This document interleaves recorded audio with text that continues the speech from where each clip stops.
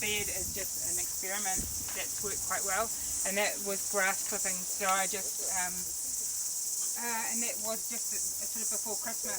So it was like that, and then I just put the cardboard down, and then about that much compost, not a lot, and then grass clippings on top. You can, it's not, you know, it's only about that much on top of the soil.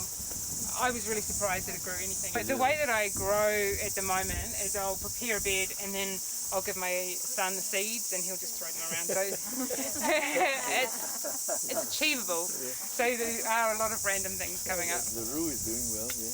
There's a couple of herbs that I wanted to grow, like the mullein and the rue and ashwagandha and marshmallow.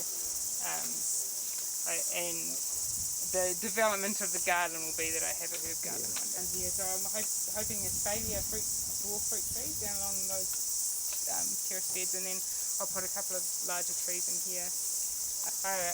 I'll put a semicircle of blue bins, fill them full of soil, and then I'll backfill behind them to make it more of a, to sort of bring it up more to the level of the garden on this side. Yeah. So this is like, these are coming away, starting to come away, and that's a perennial leek, so I was quite excited that that was growing. Yeah, similar to those bunching onions, but it's a bunching leek. Yeah, it's just got a different flavour, it's nice. Experiment, because I haven't been spraying anything for insects, and this has got a lot of aphids on it, but the ladybirds are just starting to turn up, and there's like quite a few ladybirds. So you look, They'll do the job. and there's quite a few of them. They're all sort of turning up. Yeah, they should be, and That's got a big leaf There on you it. go. yeah, they'll start eating So, them all up. it's interesting, this plant has got the red ones on it, and then this one's got the black ladybugs on it, and then there's a population of yellow ladybugs. Oh, well that's why they're down, that's why they're down on the cucumbers with the mouldy, yeah. That's a different, that's a fungus eating ladybug. Oh, because they're doing a good job on my cucumbers.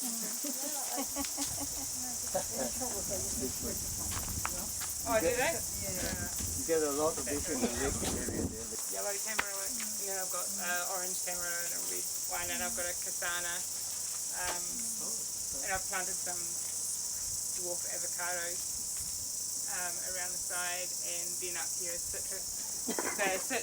That lemon tree, that was my fault that it's so diseased. When I planted these, I trimmed it in its first year. I pruned it back in its first year, and it just has never done well since then. And now I've heard that you leave a tree, you leave the citrus trees alone for 5 years before you trim them. That's what I've heard. Or you can maybe tell me differently. It's the time of the year when they're pruned too, because they can get lemon borer. The lemon borer can fill up from a long way away. Yeah. Yeah. I Yeah. always plant the under the, it's such a strong smell, it drives away the borers. The borers can't smell the lemon tree. Not plant it right at the foot, let it come up. Once in a while, chop it down. Yeah. And the smell is so strong, the borers can't find the tree. Wow. Would you plant how close to the tree? Like right up? Right under the tree. Right under the tree. Let me just stand up right. Yeah, right. That's what I was using the peppermint geranium. One of the reasons I got that was to try and get that around the tree. Yeah. We just chuck some of the trimmings there and it grew Have you up. tried these before? The daylilies. You're welcome to try eating a petal. I'm not such a fan of the flavour myself.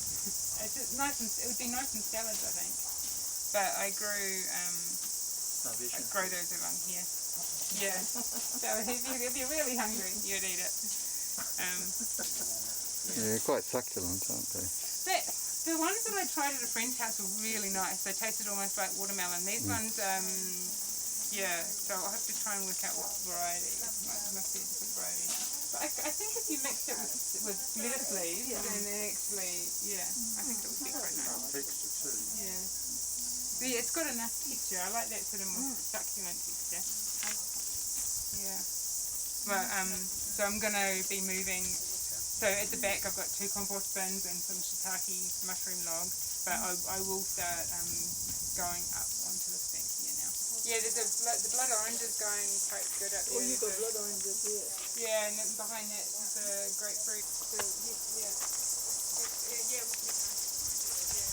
So what, grapefruit here, is it? Grapefruit at the back. Yeah, This is the that's the blood orange. blood orange and this is a lemon. And then I've got a little, probably about 2 metre by 2 metre asparagus patch, which is just going for seeds now.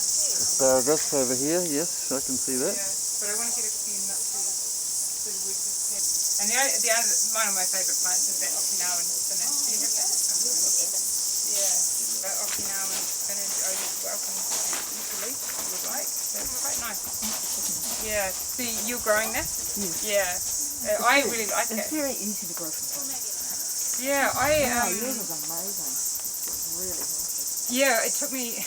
I've had it die on me. Like I planted it a couple of years back and it died. I think now I realise it's a bit cold sensitive. So I think it might have just died because it, it didn't overwinter very well. But it's done the best in these barrels. Yeah.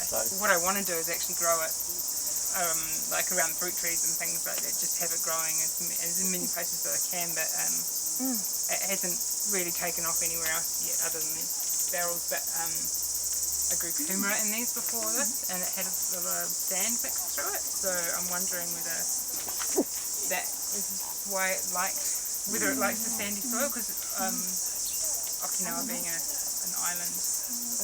Yeah. But again, this is the garden bed that my son just threw the trees around. Yeah. So there's like the random nature of the plants growing just is really like I don't have at the moment. I don't have the time to really plant things. Something that I was a happy accident this year. These sunflowers will grow seed that my son put in. They grew really, really well, and then every time that a head is ready, I just put it in there, and the chickens eat it. And the chickens chickens love it. So it's all unpeated, like a lot of unpeated timber. Whenever we work, like I think we just did a big job in cedar, so all of those shavings just come in. So I'm using a deep mulch. Yeah, deep mulch method. Yeah, deep mulch method, and just like probably every week there's another bag of sawdust to put on the top, and I think that's probably helping to keep right away.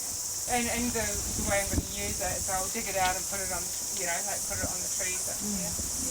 Just keep topping up Yeah, the keep bed topping every up. so Only once often. in a long while that you scoop it up and start again. Oh, okay. But the deep mulch method is a very healthy method because a lot of the chooks, they get their legs and everything. But when you do a deep mulch method, it somehow tends to make them healthy. Yeah.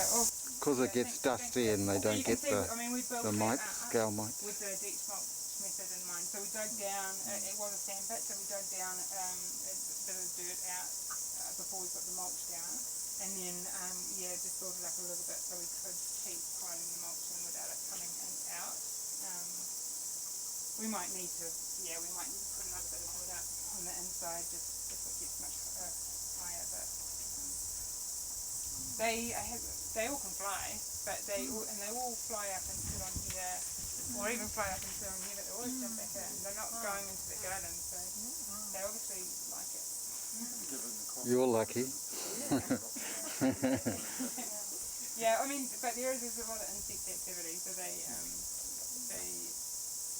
spend their whole day just clicking around, scratching and making nests, and You're lucky. yeah, they're not jumping in. But One get out, they just destroy everything.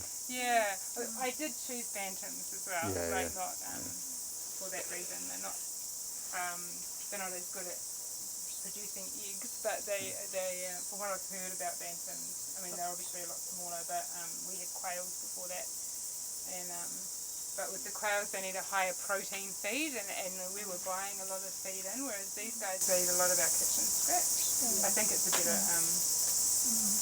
I actually really like it at the end of. We always had chickens growing up, but this is the first time I've owned chickens as an adult myself, and I really enjoy finishing dinner, coming out here and giving them the leftovers and having them eat. Yeah, it's nice. it feels like a nice circle we've been in there. So ginger that just started sprouting in the cupboard and I put it in the ground. Just the normal ginger. This hasn't really been watered though, like this is this is just doing its own thing. If we get any fruit out of it, it's a bonus, but this is really just, this was my son just having fun, just putting seeds in the ground. And these came. I get enough for me to snack on. My family doesn't like it, so Me neither. Yeah. Whenever it goes to seed, we'll throw the seeds around. So here's the compost bins. Yep.